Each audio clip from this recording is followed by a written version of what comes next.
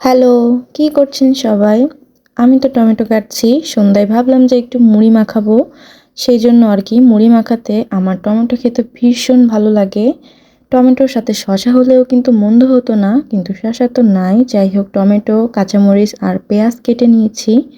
এখন এর সাথে চানাচুর মিশিয়ে আগে চানাচুর এবং এই টমেটো, পেঁয়াজ, মরিচ একসাথে ভালোভাবে মেখে নেব।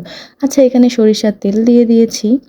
দিয়ে এখন টমেটো, পেঁয়াজ, মরিচটা একটু ভালোভাবে মেখে নেব।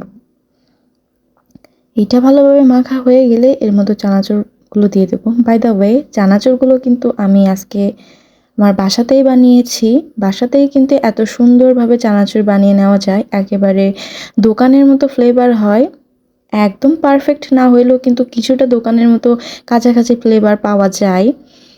তো আমি কিন্তু একদিন আপনাদের সাথে শেয়ার করব যে আমি কিভাবে এই চানাচুরটা বানিয়েছি। একেবারে ইজি, ইউটিউব ঘাটলেই এখন সব কিছু পাওয়া যায়। সব রেসিপি এখন আমাদের হাতের মুঠোয় বলতে গেলে একটা ফোন হলেই জাস্ট হয়ে যায়। তো মুড়ি মাখিয়ে নিচ্ছি আর সাথে একটু কফি বানিয়ে নেব, তাহলেই আজকে সন্ধ্যার নাস্তাটা কমপ্লিট হয়ে যাবে। আপনারা কে কী সন্ধ্যায় বানিয়েছেন কিংবা খেয়েছেন সেটা কিন্তু কমেন্ট সেকশনে জানাবেন। বাই দ্য ওয়ে সবাইকে তো শুভ সন্ধ্যায় বলা হলো না। শুভ সন্ধ্যা।